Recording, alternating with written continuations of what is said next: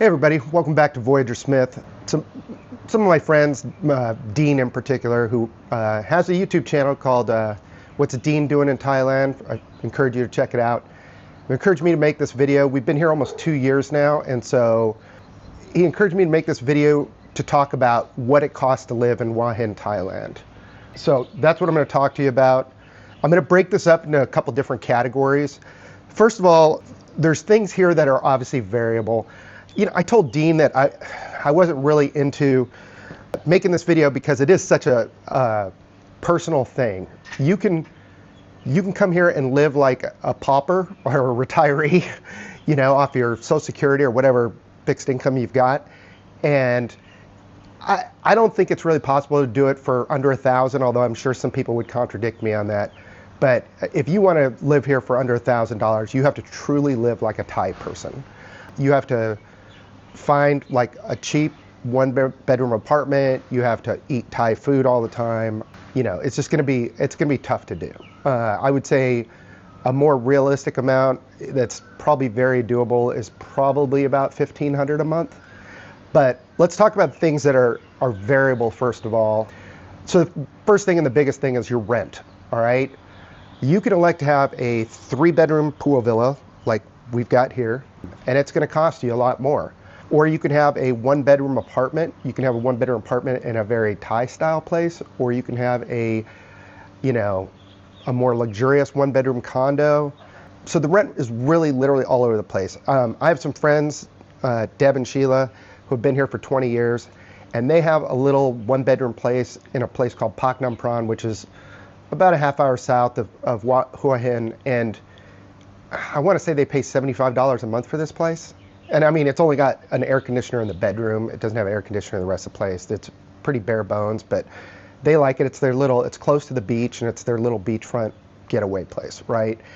I've also seen rents for as high. I actually helped my property manager video a property in a couple communities over from me that is going for 120,000 baht per month.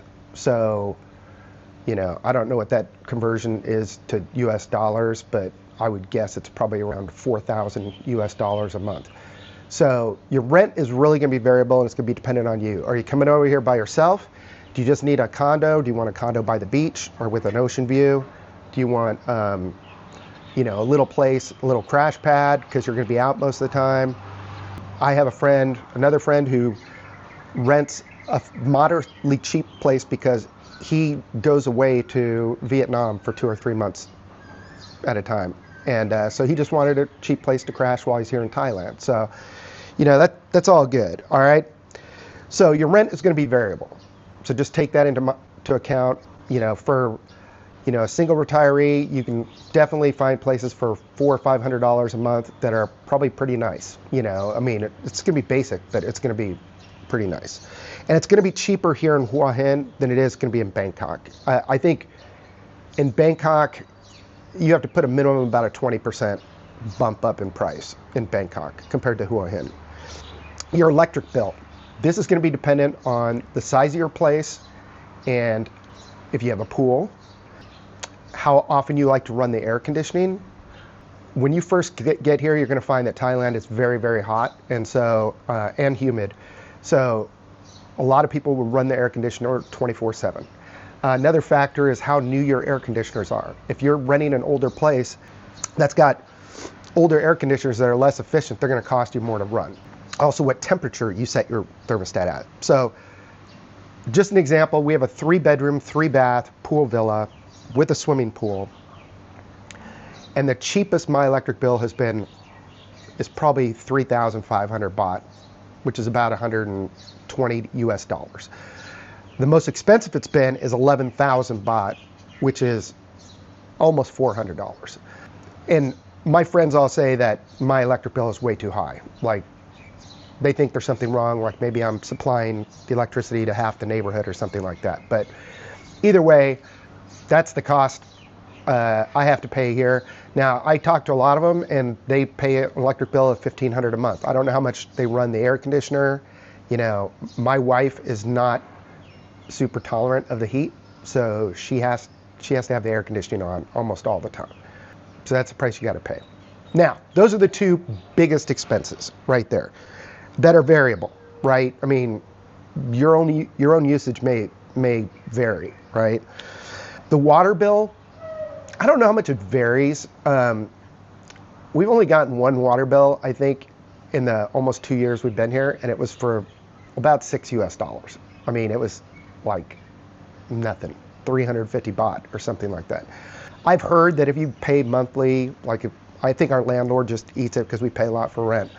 It's, you know, it's on average $6 or $7 a month. Now keep in mind, the water here in Thailand, you cannot drink out of the tap. In fact, no place in Southeast Asia, really. So you have to buy some kind of bottled water or have some kind of water filtration system on your house. So that's something to take into account.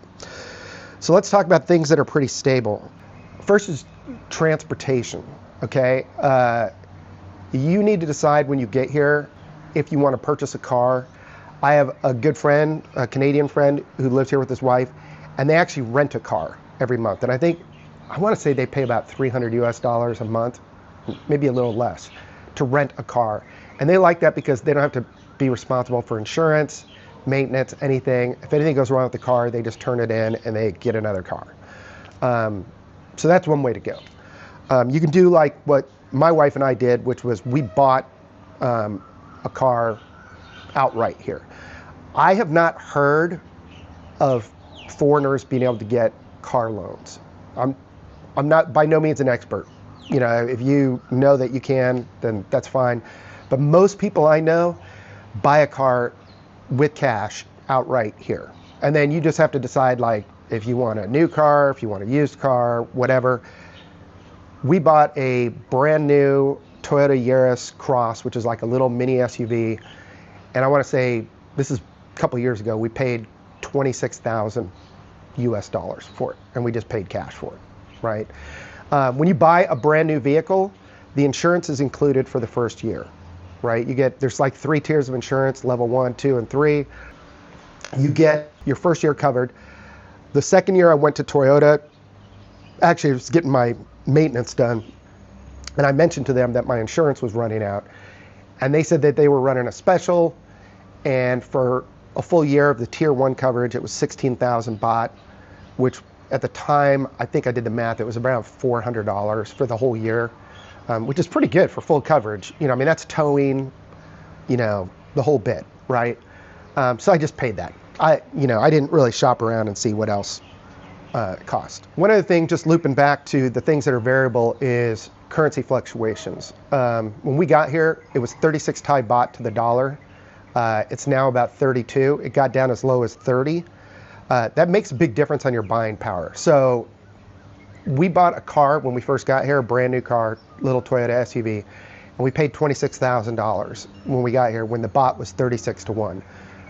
If we were to buy it when it was 30, it would have been like a $30,000 purchase. So it's a pretty major difference. So if you're coming over here and you're on a very fixed budget, just keep in mind that the currency does fluctuate compared to your home currency, whether it's the US dollar or the Australian dollar, British pound, the Canadian dollar, you know, whatever, the euro, it's going to fluctuate. And so you need to build a little bit of padding in your budget to be able to handle that fluctuation. Okay, so getting back to things that are pretty stable, car costs I just covered. Gasoline, I think I did the math, and it was about $3.60 per US per gallon after doing all the conversions, because obviously they do it here in liters. So it was pretty comparable to what it was back home. You're not going to get any breaks on the gas. The conflict in the Gulf right now has made the prices go up, I think, you know, not that much. Maybe like 20 baht per liter, not even that. Maybe 10 baht per liter. It hasn't, I did notice a big change. Car insurance, like I said, if you buy a brand new car, you get it free for the first year. My second year, it cost me 16,000 baht for the tier 1 coverage. And I think I have a Vespa also, and I got a year's worth of coverage on that, and it was next to nothing. It was like, I want to say $40 for the entire year for the top tier coverage on my Vespa. So not a big deal. All right, groceries. This is going to, it's going to be stable, but it's going to depend on where you shop. Villa Market is the most expensive place. up here at the top.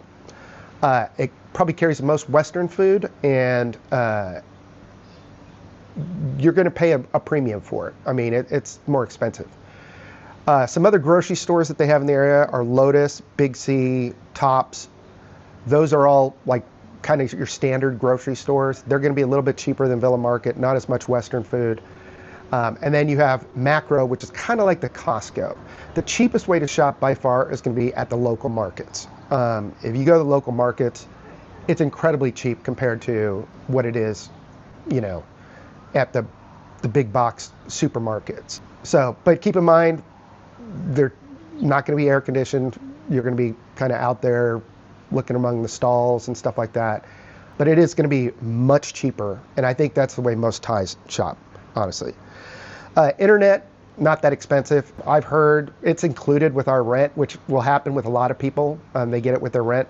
But I've heard a lot of people talk about it, and I think for like pretty high speed service, you're talking about 10 or 12 US dollars per month. Cell phone, I pay 450 baht approximately for each, my wife and I's cell phone each. So that's about 12 or 13 US dollars a month. It's much cheaper than the US, where I was paying like $75 to $100 per phone. Yeah, it's great service, and that includes your voice and your data.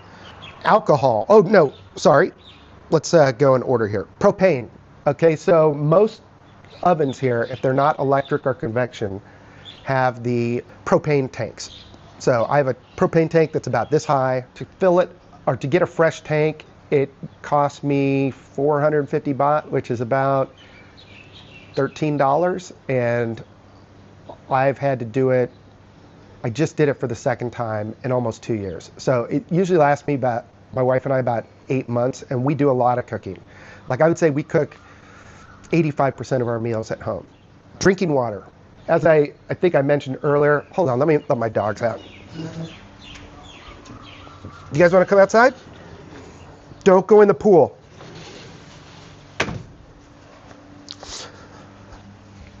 All right, sorry about that, little detour. This is Stella right here below me, and the black one that just went by is Remy, in case you guys haven't seen my videos before. So drinking water, you can buy, there's a lot of people who just buy bottled water, and they'll get like, you know, the big, I don't know, I think they're 2-liter bottles, and then some people get the small ones. We bought a water dispenser that has, for the US folks out there, like the 5-gallon sparkless bottle, but here I think it's 18.7 liters. And I just got a fresh bottle this morning, and it cost me 15 baht to fill the bottle up. There's these reverse osmosis machines all over the place.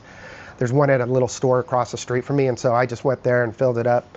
And it, like I said, it was 15 baht to fill up that giant bottle. And I usually go through 2 of those a week with the 2 dogs and my wife and I. We also have a reverse osmosis filter on our sink. Your place may or may not come with that. I've heard about people get it installed here. In fact, I think my friend Drew did. I don't know how much it cost him, but I don't think it's that cost prohibitive to do like one sink so you have potable water coming out there. But just keep in mind, this is not just a Thailand thing. It's all over Southeast Asia. You can't drink the tap water. They just don't have the same type of water treatment facilities that, you know, a lot of the Western cultures have. It's not a big deal. You just get used to it. Okay, alcohol. One of my favorite topics, as you'll notice from all my thumbnails. So drinking here, I would say, well, it's cheaper than the US. Like you can go out and get a local beer like a Chang or a Singha, especially if you're going during happy hour, for like 60 baht, which is less than $2 for a beer. You know, even if you go to the hotels and you have like a cocktail, it's rarely more than $10, and that's even kind of high. Wine is expensive here. In the US, you could get a drinkable bottle of wine for $7 or $8. Here, you're looking at $13 to $15 for a decent drinkable wine here. I think Thailand just tariffs it, and so you're going to pay for the wine. Hard alcohol also is expensive here. It depends on if it's made here or not. So Captain Morgan for a fifth is only, so it's a spiced rum for those of you who don't know.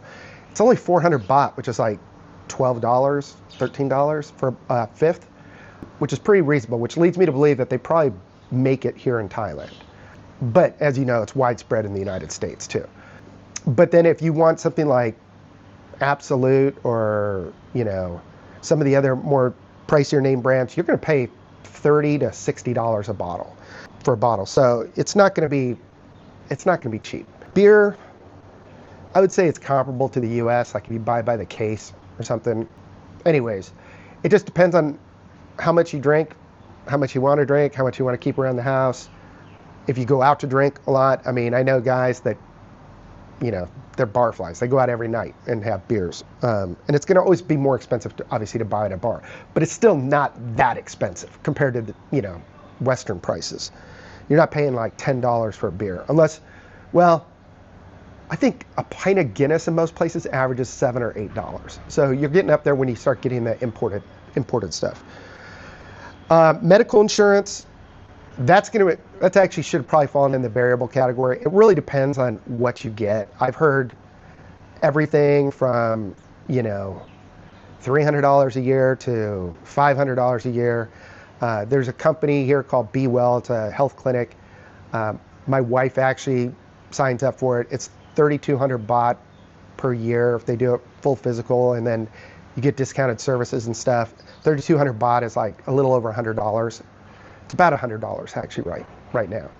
We both have TRICARE overseas, which is from my military career, so we're fully covered. So, and I don't even remember what we pay. It just gets taken out of my retirement pay. So, but I think medical insurance is pretty affordable. You want to have medical coverage here because, the day-to-day stuff is fairly cheap. I just had a cyst removed in my neck. I don't know if you can see this. And I had 3 stitches put in, and I've been going back to the doctor almost every day because it got infected, and they put me on antibiotics, and they had to let it drain, and then they put the sutures in, and today I'm actually having them removed this afternoon. But, the total all-in cost is probably like $800, and that doesn't include $800 US, and that doesn't include staying at the hospital. Now, my insurance will cover roughly 80% of that. So I'm only going to be out like, $120, $130 US for it. And that's after paying the deductible. But it's gonna vary depending on what you get. But from what nobody I've talked to has said that it's like just completely unaffordable. And the medical here is actually really, really good. So a few other things to consider and when you're budgeting for, if you want to come over here and try living here, is one thing is transportation. Grab and Bolt. Grab is like Uber over here, and same with Bolt. They're both kind of the same thing. They're just, think of them like Uber and Lyft. They are extremely cheap, right? Like it's 20 minutes to central Hua Hin from my house, and it costs on average about $3. Now the rate will vary a little bit depending on when you're going, but yeah, it's like $3. For a taxi ride. To get a taxi, a 3-hour taxi from my house all the way to Bangkok's airport to Varnabum, I pay 1,700 baht, which is about $55. That's for a 3-hour taxi ride. In the US, that would be like $600 or $700.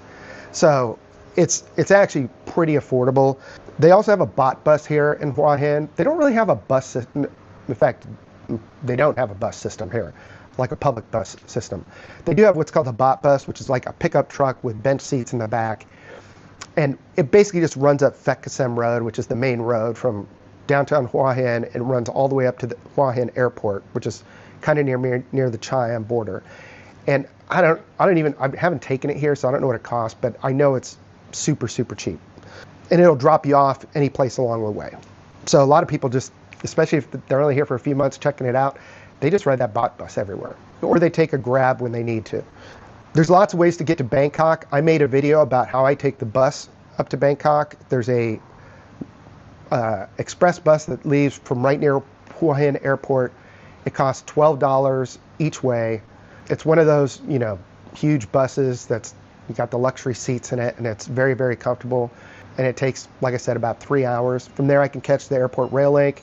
Feel free to check out my channel. And like I said, I just did a video of how I get into central Bangkok to check my mail. I have a military post office box in Bangkok, and I walk you through the whole process. include the website, everything. You can take the train. The train, depending on the class you're going, can be pretty cheap or a little bit more. It's still not expensive, but keep in mind, Thailand's trains are not, their BTS system, which is their like above ground train, and then their MRT, which is the subway in Bangkok, are very modern, very nice, air conditioned, great. The trains that run locally, like in between cities, are about, I'm guessing, at least 50 years old. And if you buy a second class ticket, you're not going to be in air conditioning. They're going to have all the windows open, and they're going to stop like every few miles, and then vendors get on and try and sell you drinks and food and stuff like that. I mean, it's an adventure. I actually don't mind it. And if you get in the first class train, then it's a little bit more, but you have an air conditioned train. The air conditioning is not great, but it's better than nothing. My wife does not like the train at all, so she will not ride that. But she does like the bus. All right, and the final thing that I'm going to talk to you about is pet care. And pet care, for those of you who are interested in bringing pets, I've made multiple videos on my channel about how to bring your pets over here. I made one about having a dog in Thailand and what it costs. But basically, there are vets everywhere. It's very easy to get care. There's pet stores everywhere that sell dog and cat food and everything else. So it's very comparable to the West. The veterinary prices are about the same as they are in Western cultures. I will warn you on that. Don't be expecting like a cheap deal. If you're taking your dog to get a vet visit, or you're getting NexGard or something like that, it's going to cost you. I mean, it's going to cost you like what you'd pay at home, all right? So pet food, I think I buy a 20-pound bag of kibble for my dogs, which they go through a couple a month, and it's 600 baht, so it's about $18 a bag for a 20-pound bag of kibble. It's not terrible. So yeah, other than that, I think I've covered just about everything. You know, you can tally all that up. My wife and I, you know, typically on groceries, I would say we spend at least $1,000 a month. Now, keep in mind, we eat at home 85% of the time. We buy a lot of Western food, and we like to cook, and we buy good quality food. You can spend much less than that, right? And that's for a couple. That's, you know, I would say all in, because the car's paid for, the motorcycle's paid for, I would say our monthly expenses are probably around $3,500 to $4,000 a month, and that includes our rent and the electric bill, which are obviously the two most expensive things. Now that actually might be kind of high, because I may be factoring in what we pay for the storage unit back home, which is substantial, and all the little different services that we have, like we have YouTube TV and we have YouTube Premium, and I'm sure a lot of stuff with my making videos, you know, Epidemic Sound, my subscription to Apple's Creator Studio, where I get Final Cut Pro, that's $12.99 a month. So, you know, we've got like those subscription fees and stuff like that. You know, like I said, it's probably in the $3,500 to $4,000 range, but we live very well, and we live in a 3-bedroom villa.